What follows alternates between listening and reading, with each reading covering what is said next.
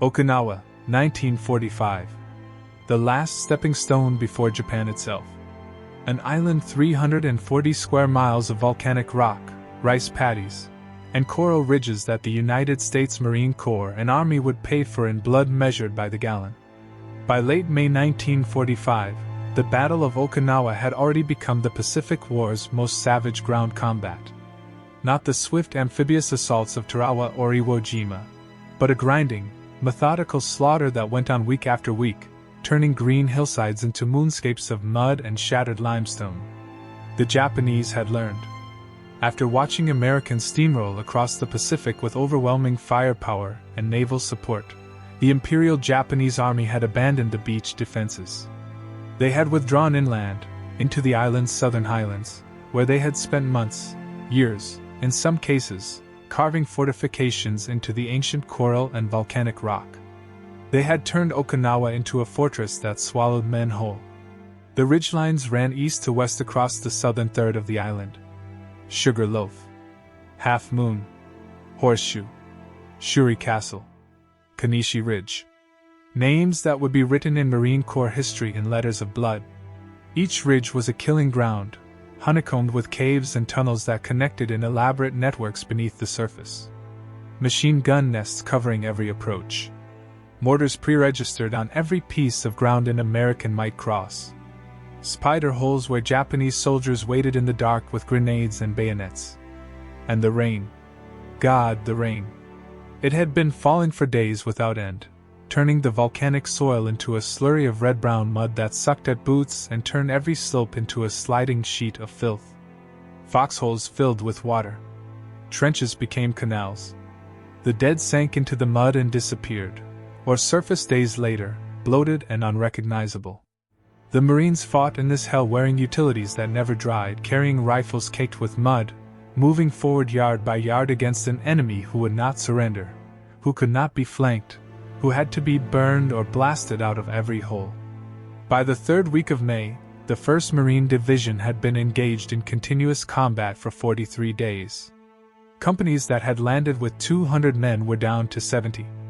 Platoons were led by corporals because all the officers and sergeants were dead or evacuated with wounds. Replacements arrived daily, young men fresh from training who sometimes died within hours of reaching the line, killed before they even learned the names of the men beside them. The casualty rates were staggering. On some days, entire companies became combat ineffective within 24 hours. The aid stations overflowed with wounded. The burial details couldn't keep up. The statistical projections were nightmare fuel for the Pentagon. If the invasion of Japan proper proved even half as costly as Okinawa, American casualties would exceed 500,000 men. But those were numbers on paper in Washington. On the ridgelines south of Shuri, the Marines weren't thinking about statistics or grand strategy. They were thinking about the next 100 yards. The next cave. The next dawn they might or might not see. They were thinking about survival in a place where survival seemed like a mathematical improbability. And on the evening of May 24, 1945, one Marine was thinking about how to keep 200 men from dying in the morning. Sergeant Tommy Milliken was 24 years old and felt like he was 60. He had been in the Pacific for 28 months. Guadalcanal as a private. Gloucester as a corporal. Peleliu as a sergeant. 3 campaigns that had aged him a decade, that had taught him everything the Marine Corps training couldn't: how to tell incoming artillery from outgoing by sound alone, how to sleep in mud, how to keep fighting when your hands shook so badly you could barely load your rifle. He had joined the Marines in 1942, 3 months after Pearl Harbor, from a small town in western Pennsylvania where his father worked in the steel mills. He had been 19, lean and strong from high school football, full of patriotic fury and the absolute certainty of youth that he would make it home alive. By May 1945, that certainty was long dead. Milliken had watched too many men die. Had seen his best friend from boot camp take a knee mortar round on Peleliu and simply cease to exist in a spray of red mist. Had carried wounded men to aid stations and seen them die halfway there. Had shot Japanese soldiers at distances so close he could see their eyes. Had burned them alive with flamethrowers when they wouldn't come out of caves. had done things that would wake him up at night for the rest of his life, if he had a rest of his life.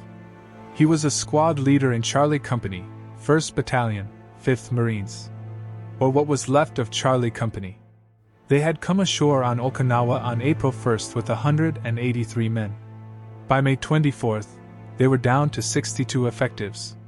The rest were dead, wounded, or evacuated with combat fatigue so severe they couldn't function. Milliken's squad had started with 13 men. He had 7 left, and 2 of those were replacements who had arrived 4 days ago, and still looked at him with the wide-eyed terror of men who knew they were in the presence of death but didn't yet understand its geometry. The geometry was simple. The Japanese controlled a ridge system east of Shuri that the maps designated Hill 89. It wasn't much of a hill, barely 60 feet of elevation, but it dominated the approaches from the west and south. 3 previous attempts to take it had failed, each one leaving dozens of dead Marines in the muddy draws at its base.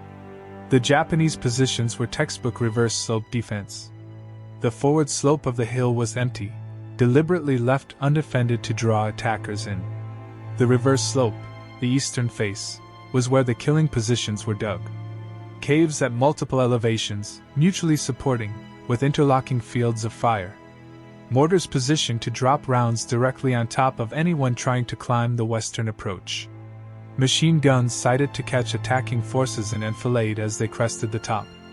It was a perfect kill zone, and tomorrow morning, Charlie Company was going to walk into it again. The order had come down at 1,700 hours. Jump off at 0630. Another frontal assault, because there was no other way. The flanks were held by other Japanese positions equally strong. Artillery had pounded the hill for 2 days and achieved nothing. You couldn't kill men in caves with howitzer fire. Naval gunfire was even less effective. The Japanese simply waited underground until the barrage lifted, then emerged and set up their weapons again. So it would be the infantry. Again. Marines with rifles and grenades and flamethrowers, climbing a muddy slope into machine gun fire, hoping to get close enough to the cave mouths to kill the defenders before being cut down themselves. Milliken had done the math. Charlie Company would take the first assault. Baker Company would be in support. Together, maybe 120 men would make the attack. Historical performance suggested 60% casualties within the first 10 minutes. That meant 70 dead or wounded before they even closed with the Japanese positions. The survivors would have to finish the job while taking continuous fire from prepared positions. It was a suicide mission dressed up in operational language. Milliken sat in his muddy foxhole as the rain fell and looked at his men. Reynolds, the bar gunner, cleaning his weapon for the 4th time that day. Kowalski and Henderson, sharing a cigarette and trying to pretend they weren't terrified. The 2 replacements, whose names he kept forgetting because he knew they'd probably be dead soon and it was easier not to remember. These were the men he was responsible for. These were the men he was supposed to lead into that kill zone at dawn, and Milliken knew, with the absolute certainty born of experience, that most of them would not come back. Unless there was a way to change the equation. The briefing had been short and grim. Lieutenant Morrison, who had taken over the platoon after the previous lieutenant caught shrapnel in the throat 3 days ago, had laid it out with the brutal honesty of a man who knew exactly how bad it was. Hill 89. We've hit it 3 times. We're going to hit it again. Battalion thinks the Japs are running low on ammunition, so maybe this time we'll break through. Nobody believed that. The Japanese never ran low on ammunition. They rationed it, fired only when they had targets, but they always seemed to have enough to kill Americans. Morrison had continued. Charlie Company leads. We'll advance in 2 waves. First wave hits the western slope, tries to draw fire and locate the positions. Second wave moves up fast and gets into the caves with satchel charges and flamethrowers. Translation: the first wave would be massacred while pinpointing enemy positions. The second wave would die trying to exploit that information. Someone had asked about armor support. Morrison had shaken his head. Ground's too soft. Tanks can't make it up the slope. We're on our own. Artillery? Full barrage from 0600 to 0625. Then it lifts and we go. Air support? Weather's too bad. Ceilings at 300 feet. No way to bring in Corsairs without hitting our own positions. So it would be rifles, grenades, and guts. The same tools that had failed 3 times before. After the briefing, Milliken had walked the ground. Or rather, he had crawled to the forward positions held by Dog Company and looked across the 400 yards of muddy hell that separated the American lines from Hill 89. The terrain was nightmarish. The ground sloped gradually upward for the first 200 yards. Open rice paddies that were now just sheets of standing water and mud. No cover. No concealment. Any man crossing that ground would be completely exposed. Then came a steeper section, maybe 100 yards of bare coral and volcanic rock where the rain had washed away all the topsoil. Still no cover, and now you were climbing, moving slowly, presenting a perfect target. The final 100 yards to the crest were the worst. The slope increased to maybe 35 degrees, slick with mud and loose rock. Men would be scrambling on hands and knees, rifles slung, unable to return fire effectively. And all along that climb, the Japanese would be shooting down at them from prepared positions. Milliken had seen it before. Men hit on the slope would slide back down, leaving streaks of blood in the mud. The wounded would call for corpsmen, and the corpsmen would be hit trying to reach them. Bodies would pile up at the base of the hill until the attack was called off and the survivors pulled back under cover of smoke. He had watched it through binoculars during the previous assault. Had seen Marines cut down in rows like wheat before a scythe. Had seen a flamethrower operator take a bullet in his tanks and explode in a ball of burning napalm that consumed him and 3 men near him. Had seen men reach the crest, only to be killed by machine gun fire from the reverse slope positions they couldn't even see yet. The Japanese had turned Hill 89 into a perfect killing machine. And the only American answer was to feed men into it until something broke, either the Japanese defense or the Marine Corps' willingness to accept casualties. Milliken knew which would break first. He had been on Peleliu when the 1st Marine Division had lost so many men they had to be pulled out of combat and replaced by the Army's 81st Division. He had seen what happened when you pushed Marines beyond the breaking point. Tomorrow would be another Peleliu.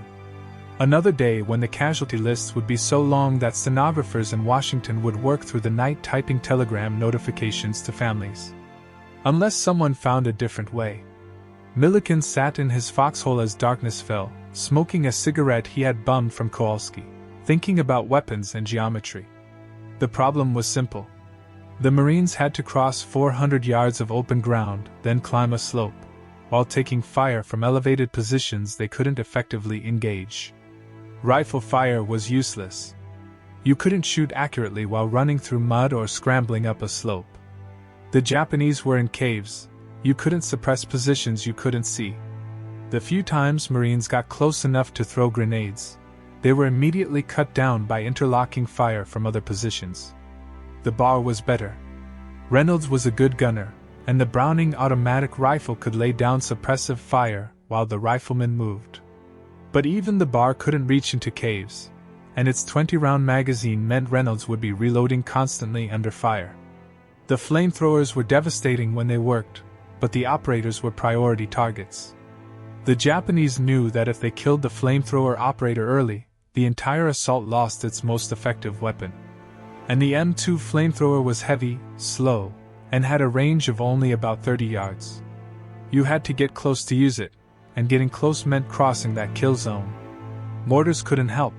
They were indirect fire weapons, useless for the kind of precise cave-clearing work this required.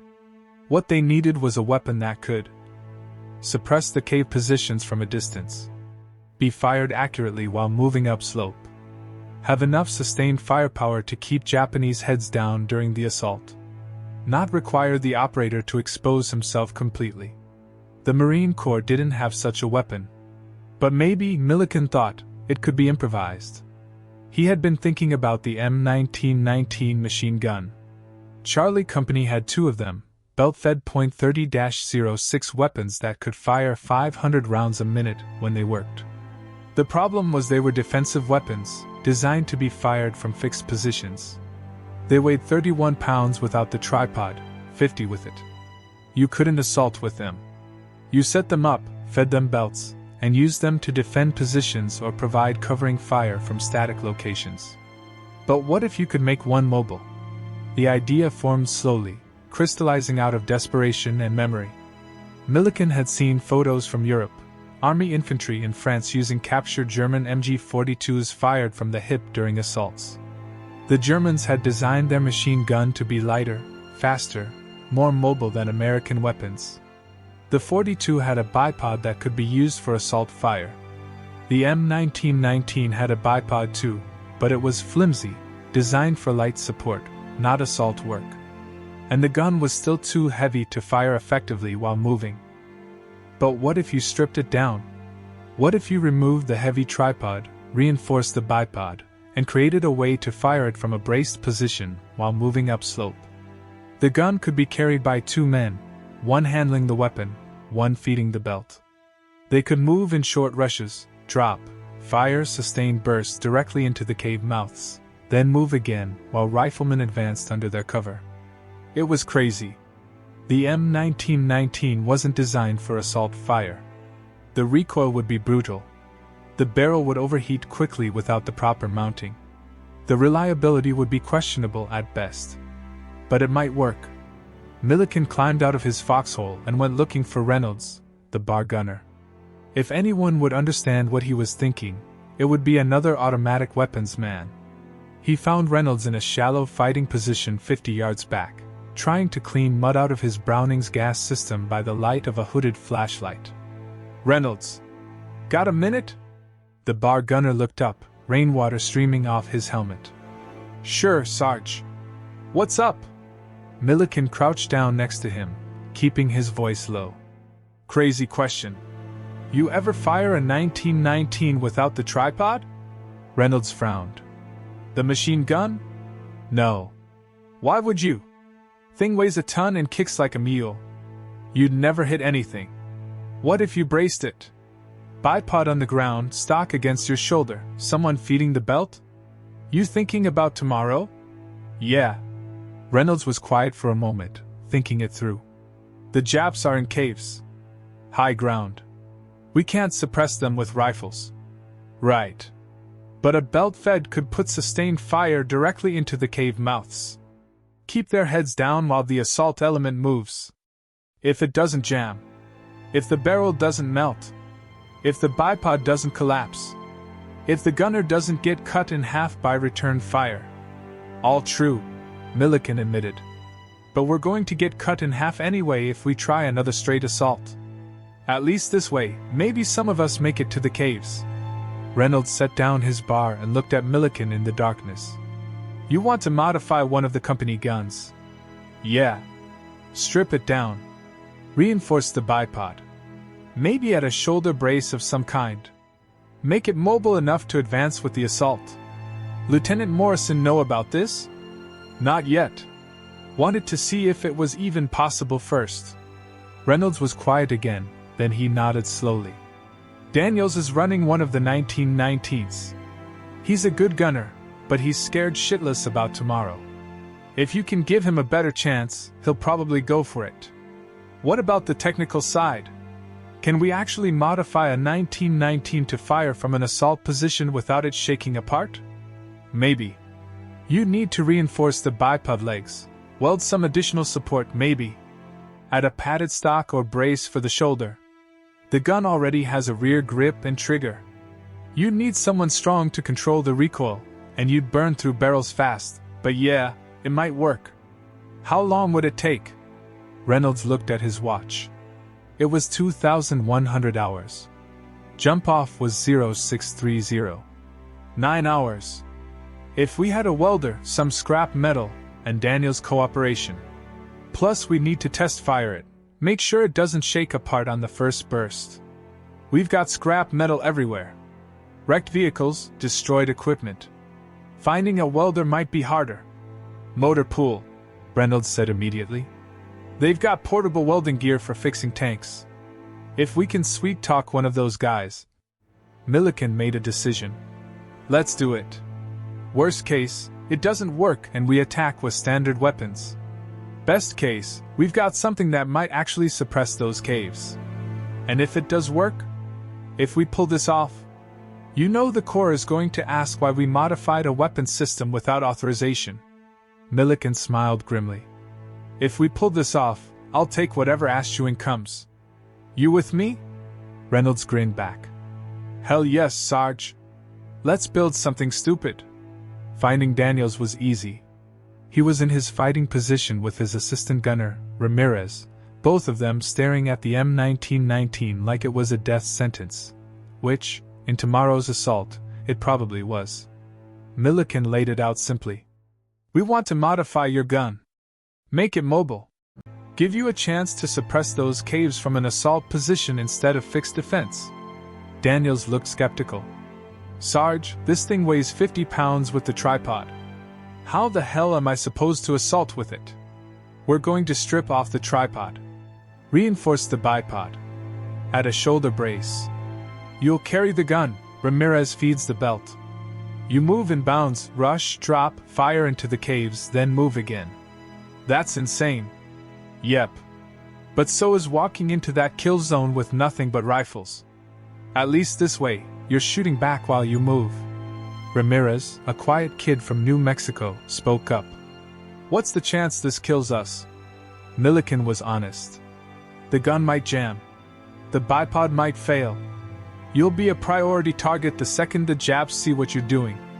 But, he paused. If it works, you'll be saving every man in the assault.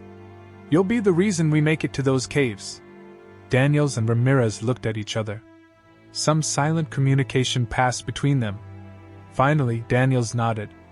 Fuck it. We're dead anyway if we don't try something different. Let's do it.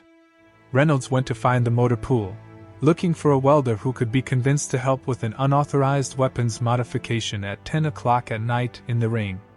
Milliken and Daniels started stripping down the M1919. The tripod came off easily, just a few pins and clamps. Immediately, the weapon felt different. Lighter, but also less stable. The bipod was attached near the barrel. Two spindly metal legs that folded down to support the gun for light defensive positions. This won't hold, Daniels said, examining the bipod. First burst, and these legs will buckle. That's what the welder's for. They needed additional support. Milliken scrounged through the debris of previous assaults. There was plenty to choose from. Wrecked equipment was everywhere.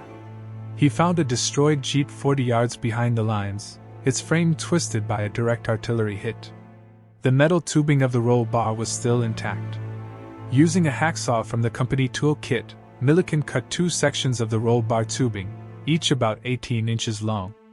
These would be welded to the bipod legs to reinforce them, creating a more stable firing platform. For the shoulder brace, they needed something that would distribute the recoil across the gunner's body rather than concentrating it in one point. Milliken found a shattered rifle stock, probably from a destroyed M1 Garand, and carved it down with a bayonet to create a curved brace that could be attached to the rear of the M1919's receiver. Reynolds returned at 2,245 hours with a motor pool corporal named Jackson, a welder from Detroit who looked at their improvised parts and shook his head. You guys are out of your fucking minds. Probably, Milliken agreed. Can you do it? Jackson examined the bipod, the cut tubing, the rifle stock. Yeah. It'll be ugly, but I can weld these supports to the bipod legs. Give you a wider, more stable base. The shoulder stock, that's trickier. I'll need to fabricate brackets to mount it to the receiver without interfering with the bolt mechanism. How long? 2 hours. Maybe 3. We've got 6 hours until dawn. Do it. They moved to a shell crater 50 yards behind the front lines, deep enough to conceal the welding light from Japanese observers. Jackson set up his portable rig, an acetylene torch and a small generator that coughed to life with a reluctant sputter. The welding began. Milliken watched as Jackson worked, the blue-white glare of the torch illuminating his focused face.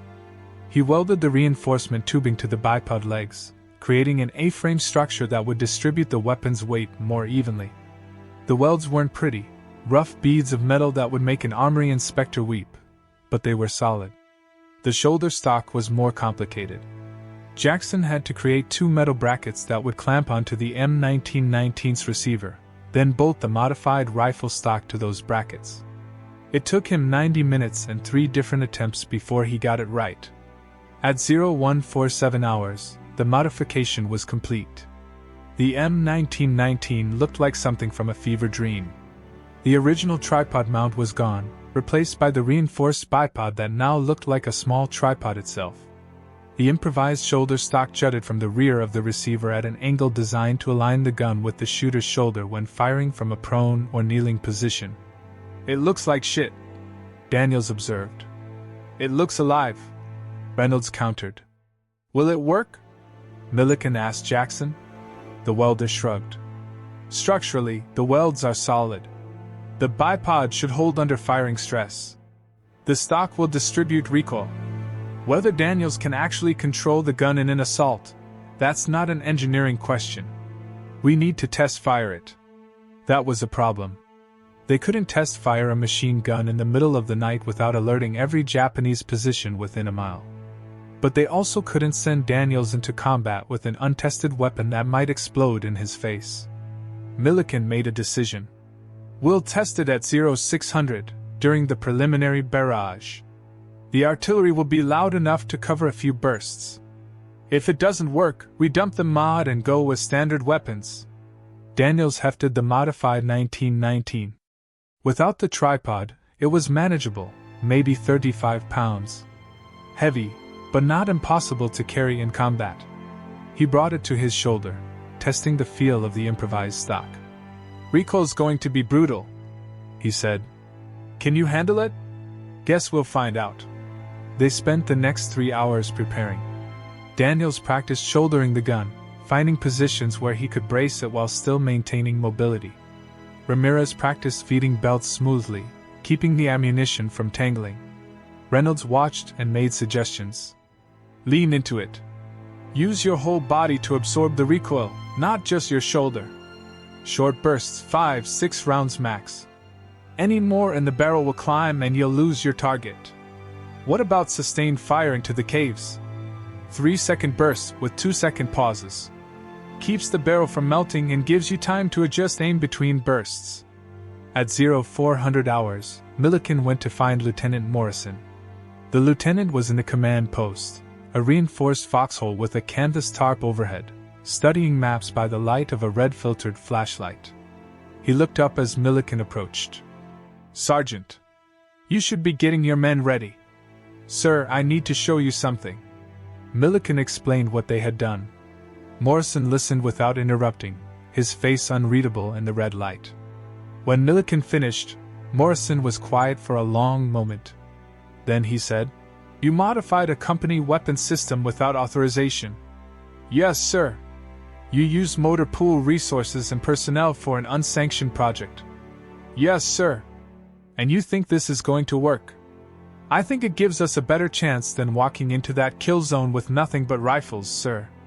Morrison looked at the map, then back at Milliken. "If this fails, if that gun jams or that kid gets killed because of your modification, it's on you." "Understood, sir." "But..." Morrison paused.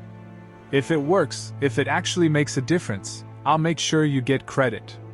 "I don't want credit, sir. I want my men to survive." Morrison nodded slowly. "Show me at 0600, during the barrage test. If it looks good, we'll integrate it into the assault plan. If not, you go with standard weapons. Clear?" "Clear, sir." The artillery barrage began at precisely 0600 hours. Howitzers from the division artillery, somewhere far behind the lines, opened fire with a rolling thunder that shook the ground. Shells screamed overhead and detonated on Hill 89 with massive concussions that sent geysers of mud and coral high into the gray morning sky. It would last 25 minutes.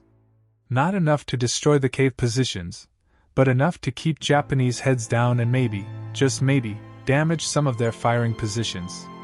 During the barrage, Milliken and Daniels moved to a position 30 yards behind the front line.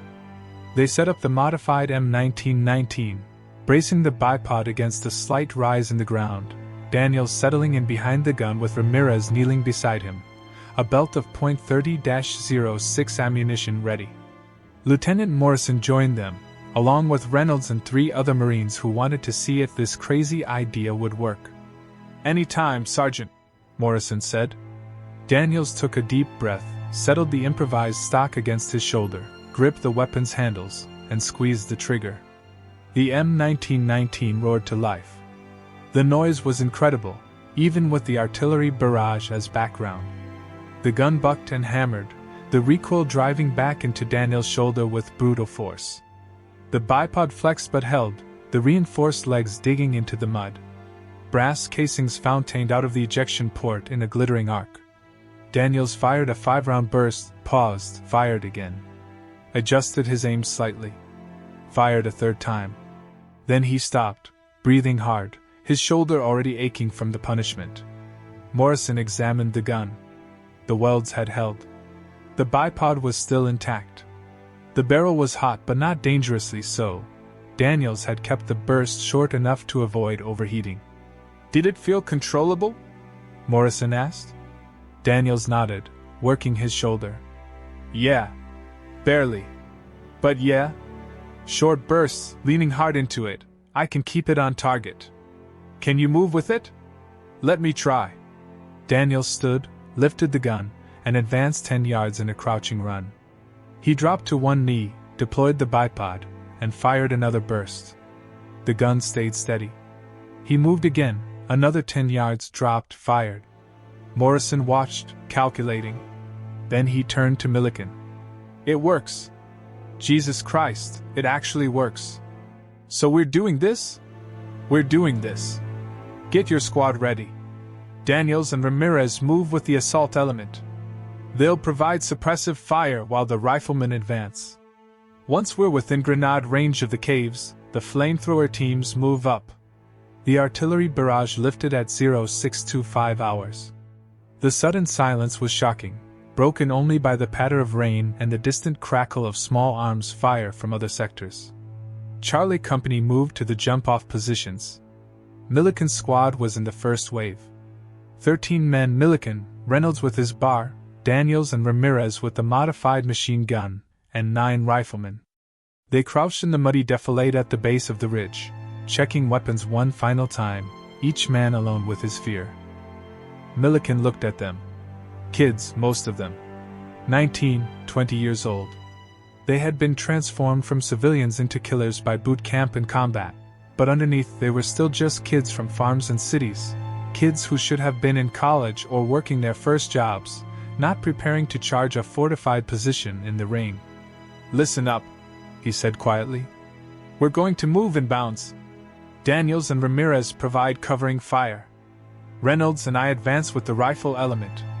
When we signal, Daniels moves up and we do it again. We keep moving until we reach the caves or we're ordered to pull back. Stay low. Keep moving. Watch for mortars." Henderson, one of the riflemen, spoke up. His voice shook slightly. "Sarge, what if the gun jams? Then we go to standard tactics. But it won't jam. Will it, Daniels?" Daniels grinned, though his face was pale. "Not a chance. This baby's going to sing all the way to those caves." At 0630 hours, Lieutenant Morrison's whistle shrieked. Charlie Company attacked. Milliken went over the top and immediately slipped in the mud, catching himself with one hand while keeping his rifle up with the other. Around him, Marines erupted from their positions and began the advance across the open ground. The Japanese let them come. The first 100 yards were unopposed.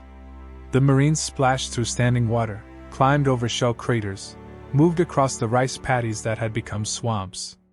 Some part of Milliken's brain registered that this was wrong. The Japanese should be shooting by now. But there was no time to think, only to move. At 150 yards, the killing began. Machine gun fire ripped across the advancing Marines from 3 separate positions on the reverse slope. Men fell instantly, some killed before they heard the shots. The distinctive crack crack crack of a Nambu machine gun was joined by the slower thud of a heavier weapon, maybe a Type 92. "Down!"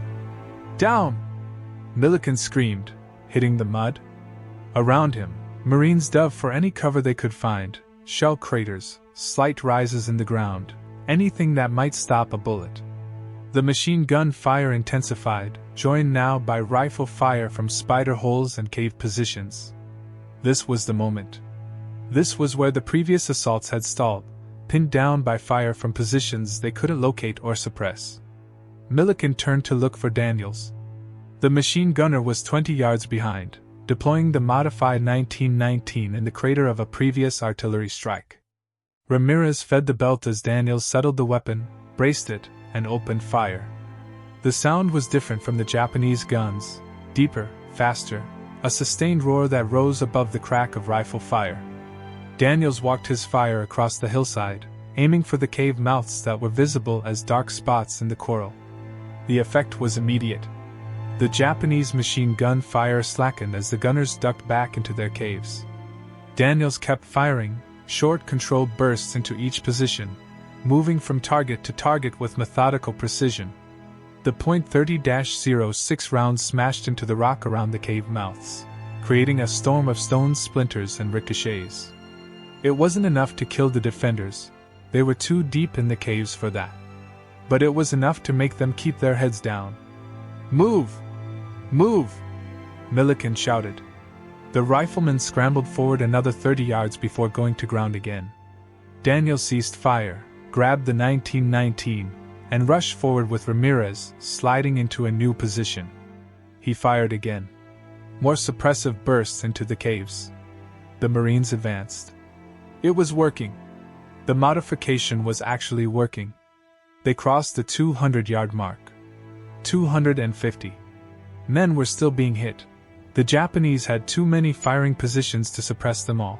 But the casualties were lighter than in the previous assaults.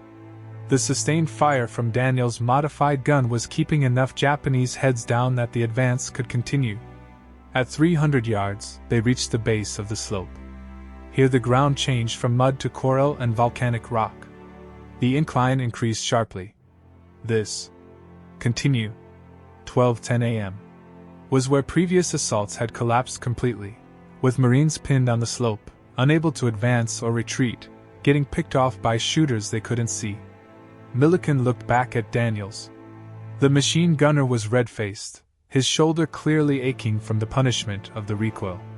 But he nodded. He had more belts. He could keep firing. "Up the slope!" Milliken ordered. "Daniels, suppress that cave at 10 o'clock!" Daniels swung the gun and poured fire into a cave entrance halfway up the slope. Rock dust and fragments exploded from the impact points. Milliken led his riflemen up the incline. It was brutal work. The ground was slick with rain and blood from previous assaults. Bodies from earlier attacks lay scattered on the slope, Marines who had died days ago and still hadn't been recovered. Milliken climbed over them, trying not to look at their faces. A mortar round detonated 15 yards to his right. The explosion threw mud and rock fragments across the slope. Someone screamed. Milliken kept climbing. 50 yards up the slope. 60 yards. A Japanese soldier appeared at a cave mouth directly ahead, rifle raised. Reynolds, climbing beside Milliken, shot him 3 times before the Japanese could fire. The soldier fell back into the darkness. 70 yards up. The cave positions were close now, near enough that Milliken could throw grenades. He pulled one from his belt, yanked the pin, and hurled it into the nearest cave entrance. The explosion was muffled by the rock, but smoke and debris belched from the opening. "Flamethrowers up!" someone shouted behind him. 2 Marines with M2 flamethrowers struggled up the slope, the heavy tanks on their backs making every step an ordeal. They reached the cave Milliken had just grenaded and sent streams of burning napalm into the entrance. Screams echoed from inside. The assault was breaking through. Marines were reaching the cave line, clearing positions with grenades, flamethrowers, and close-range rifle fire. The Japanese fought back desperately, shooting from caves, rolling grenades down the slope, engaging in hand-to-hand combat when Marines got inside the tunnels. But the momentum had shifted. For the first time, the attackers had suppressive fire that kept the defenders from bringing their full firepower to bear. Daniels, still firing from positions down the slope, was systematically hitting every cave entrance, forcing the Japanese to stay deep inside where they couldn't effectively engage the advancing Marines. At 0708 hours, 38 minutes after the assault began, Sergeant Milliken reached the crest of Hill 89. The reverse slope was a maze of fortifications. Milliken crouched at the crest, breathing hard, and looked down at the eastern face of the hill. Dozens of cave entrances at different elevations, connected by communication trenches that had been carved into the rock. Firing positions that covered every approach. It was a masterpiece of defensive engineering. And it was collapsing. Marines were pouring over the crest now, clearing caves systematically. The Japanese fought for every position, but they were being overwhelmed by the speed and violence of the assault. They had expected the Americans to stall on the western slope as they had 3 times before. They hadn't prepared for an assault that actually reached the crest. Behind Milliken, more Marines came up the slope. Baker Company had joined the assault, reinforcing the breakthrough. Flamethrower teams moved from cave to cave, burning out defenders who refused to surrender. Engineers placed satchel charges in tunnel entrances, collapsing entire sections of the fortification. Lieutenant Morrison appeared at the crest, his uniform soaked with rain and mud, a wild grin on his face. "We did it, Sergeant. We actually fucking did it." Milliken nodded, too exhausted to speak. "Casualties?" Morrison asked. A corpsman who had come up with the second wave answered. 16 wounded for Kia. Compared to 43 Kia and 62 wounded in the last assault on this position. 16 wounded. 4 dead. In previous assaults, they had lost 3 times that many just reaching the slope. The modification, Daniel's suppressive fire, had cut the casualties by more than 70%. Milliken did the math. Charlie and Baker companies together had committed about 120 men to the assault. Historical casualty rates would have predicted 70 to 80 casualties. Instead, they had taken 20. 50 to 60 men who would have been killed or wounded were still combat effective. Multiply that by the follow-on assaults that would have been needed if this attack had failed, and the number grew larger. Second assault, another 70 casualties. Third assault, 70 more. Add it all up, and the modified machine gun, that ugly, improvised weapon that looked like it had been assembled in a junkyard, had probably saved close to 200 men from death or disabling wounds. 200 fathers, brothers, sons who would go home instead of being buried on Okinawa or sent home in caskets. All because one sergeant had looked at a weapon and thought, what if we used it differently? The fighting on Hill 89 continued through the morning. By noon, the position was secured. The Japanese defenders were dead or captured. The caves were being searched and cleared. Engineers were already beginning to improve the positions, turning them around to face the next Japanese-held ridge system to the east. Charlie Company was pulled off the line at 1,400 hours. They staggered back to reserve positions, hollow-eyed and filthy, carrying their wounded on improvised stretchers. Daniels collapsed in a foxhole and sat there with the modified M1919 across his lap, staring at it like he couldn't quite believe it was real. "You okay?" Milliken asked him. "My shoulder feels like someone beat it with a sledgehammer," Daniels said. "But yeah, I'm okay. We're okay." Ramirez, his assistant gunner, was grinning. "Did you see those Japs duck back every time we opened up? They didn't know what hit them." "You both did good," Milliken said. "Saved a lot of lives today. It was your idea, Sarge. Doesn't matter whose idea it was.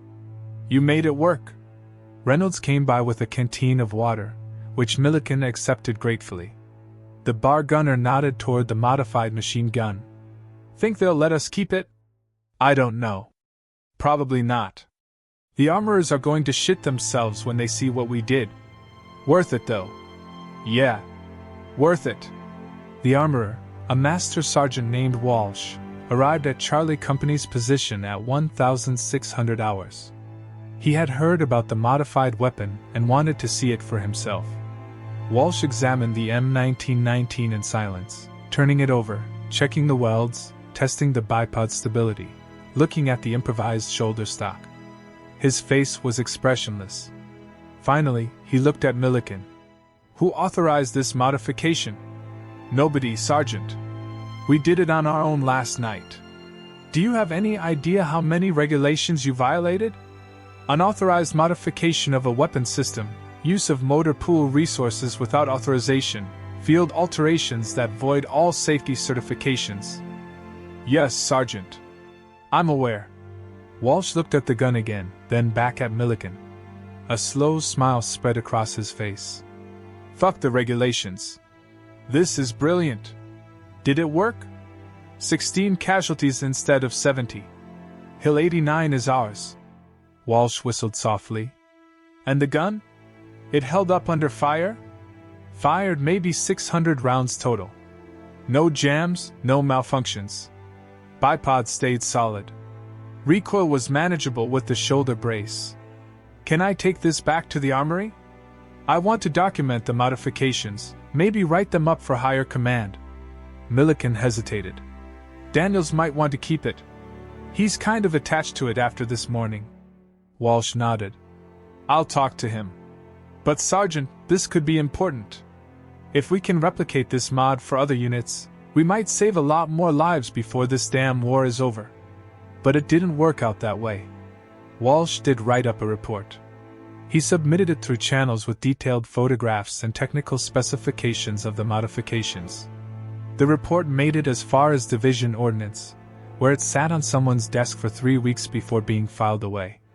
The problem was timing. By June 1945, the Battle of Okinawa was winding down. The island would be declared secured on June 21st, though fighting would continue in pockets for weeks afterward. And by then, the entire Marine Corps was focused on the next operation, the invasion of Japan itself, scheduled for November. Nobody had time to evaluate experimental weapons modifications, especially ones that had been implemented without authorization by field personnel. The modified M1919 was sent to a rear area armory, where it was eventually disassembled and returned to standard configuration.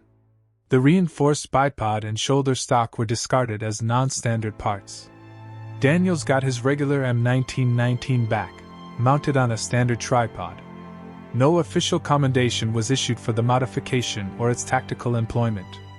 No memo went out to other units suggesting they consider similar adaptations. The after-action report for the assault on Hill 89 mentioned effective use of supporting arms, but didn't specifically note the modified weapon. The Marine Corps had never officially acknowledged it, so officially, it had never happened. Milliken received no recognition. No medal, no letter of commendation, no promotion. Lieutenant Morrison wrote him up for the Bronze Star for leadership during the assault, but it was downgraded to a letter of commendation somewhere up the chain of command. Not that Milliken cared. He hadn't done it for recognition. He had done it because 200 men's lives had depended on finding a different way to fight. And 200 men had lived. That was enough. The Battle of Okinawa officially ended on June 21, 1945. The butcher's bill was staggering: 12,281 Americans killed, 37,714 wounded. Japanese casualties exceeded 100,000 military personnel killed, plus tens of thousands of Okinawan civilians. It was the bloodiest battle of the Pacific War. The Marines who fought there would carry it with them forever. The mud, the rain, the endless grinding combat, the friends who died in places with names like Sugarloaf and Shuri Castle and Hill 89. Sergeant Thomas Milliken survived Okinawa. He was evacuated with a severe case of dengue fever on June 18, 3 days before the island was declared secured. He spent 2 months in a hospital in Guam, delirious with fever, losing 40 pounds, nearly dying from complications. By the time he recovered enough to return to duty, the war was over. The atomic bombs had been dropped. Japan had surrendered. The invasion that would have cost hundreds of thousands of American lives was no longer necessary. Milliken shipped home in October 1945. He was discharged from the Marines in November, returned to Pennsylvania, and went to work in his father's steel mill. He married his high school sweetheart in 1946. They had 3 children. He almost never talked about the war. His wife knew he had been on Okinawa. His children knew he had been a Marine. But he didn't tell war stories at the dinner table. He didn't join the VFW. He didn't attend reunions. The nightmares persisted for years. He would wake up in the middle of the night, convinced he was back on that muddy slope, climbing toward the caves. His wife learned to wake him gently, to bring him back to the present with soft words and a touch on the shoulder. But he had survived. 200 men had survived because of a modification made in desperation during a rainy night before a battle. That knowledge helped during the dark times. In 1953, Milliken received a letter from another Okinawa veteran, a man named Henderson who had been in his squad during the assault on Hill 89. Henderson had tracked him down through Marine Corps records. The letter was short. "Sarge, I wanted to write and thank you for that crazy idea with the machine gun. I've thought about it a lot over the years. We should have all died on that slope, but we didn't, and it was because you were willing to try something different. I named my son Thomas after you. Just thought you should know. Semper Fi. Henderson." Milliken kept that letter in a drawer in his workshop.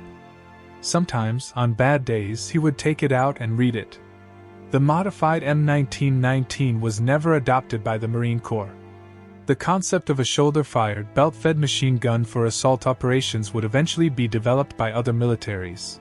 The Germans had experimented with it during World War II, and later weapons like the M60 and M240 would incorporate similar ideas. But in 1945, on Okinawa, it was just a desperate improvisation by men who needed to survive. The story of the modification exists in fragments, in after-action reports that mention effective suppressive fire, in the memory of men who were there. In Walsh's technical report, buried in some archive, probably never read after the initial filing. There is no official Marine Corps history that records what Sergeant Milliken did that night before the assault on Hill 89. No plaque, no monument, no entry in the unit war diary that details how 5 men with a welder and some scrap metal changed the outcome of a battle. This is not unusual. Most of what happened in war is never recorded. Most innovations are forgotten. Most acts of courage or creativity or desperate improvisation vanish into the past, known only to the men who lived them. The official histories record the big picture: divisions advancing, casualties sustained, objectives secured. They don't record the small decisions that made the difference between 70 dead and 4 dead. But those decisions mattered. They mattered to the men who lived because of them. They mattered to the families who got their sons and fathers and brothers back. They mattered to the children who were born because their fathers survived a battle on a muddy hillside in 1945. Thomas Milliken died in 1987, at the age of 66. Heart attack, quick and painless. He was buried in a small cemetery in Pennsylvania, with a simple headstone that noted his service in the Marine Corps. At the funeral, 3 old men showed up who his family didn't recognize. They stood quietly at the graveside, said nothing, and left after the service. One of them was Henderson. Another was Reynolds. The third was Daniels. They had come to say goodbye to the sergeant who had saved their lives 42 years earlier. They didn't speak to the family. They didn't share their stories. They stood in silence, rendered their final salute, and drove away. That's how it often is with veterans. The most important moments of their lives are the ones they share with the men who were there, and with no one else. The battles that defined them are carried internally, in memories that can never quite be explained to people who weren't there. The modified M1919 exists now only in memory and in Walsh's forgotten technical report. The welds have long since been ground away. The improvised shoulder stock was probably thrown in a scrap bin in 1945. But for a few hours on May 25, 1945, that ugly, unauthorized, potentially dangerous weapon modification changed the geometry of battle. It turned a suicide assault into a successful attack. It saved 200 men from the casualty lists. It proved that warfare, For all its technology and doctrine and official procedures, sometimes comes down to individual human beings looking at a problem and thinking, there has to be a better way. And sometimes there is. The lesson of Hill 89 is not about weapons or tactics. It's about initiative, about the willingness to deviate from doctrine when doctrine isn't working. It's about leadership that comes from sergeants and privates, not just from officers and generals. It's about men in the worst circumstances imaginable, facing almost certain death, refusing to accept that certainty, and instead creating their own solution. The Marine Corps trains for this. They call it commander's intent, the idea that once you understand the mission, you are empowered and expected to accomplish it however you can, using whatever means are available. They want Marines who can think, improvise, and adapt. But they still don't officially sanction unauthorized weapons modifications. The tension is eternal in military institutions. The need for standardization and safety versus the need for flexibility and innovation. Rules exist for good reasons, but battles are won by men who know when to break them. Thomas Milliken knew when to break them. And 200 men went home to their families because he did. The rain still falls on Okinawa. The hills are green now, peaceful, covered with monuments and memorials to the men who fought and died there. Tourists visit the battle sites, take photographs, try to imagine what it was like. They can't imagine it. Nobody who wasn't there can. But sometimes, if you stand on what used to be called Hill 89, and you look west across the ground that used to be rice paddies and is now covered with buildings and roads, you can almost see them, young men in mud-soaked utilities, carrying weapons that weigh too much, climbing a slope that's too steep, facing an enemy that won't surrender. You can almost see one sergeant, sitting in a foxhole in the rain, looking at a machine gun and thinking about geometry and fire angles and how to keep his men alive. You can almost see the welder, working by torchlight in a shell crater, creating something that shouldn't exist. You can almost see the machine gunner, climbing that slope with a weapon that was never designed to be fired that way, pouring suppressive fire into cave after cave, keeping the enemy's heads down just long enough for his brothers to advance. Almost. But not quite. Because that moment is gone now, preserved only in fragmentary records and fading memories. The men who lived it are almost all dead. The weapon they created was destroyed. All that remains is the knowledge that it happened. That once, on a rainy night before a desperate battle, some Marines with a welder, and some scrap metal and the absolute certainty that they were about to die decided to try something different. And it worked. And 200 men lived. In the end, that's the only legacy that matters.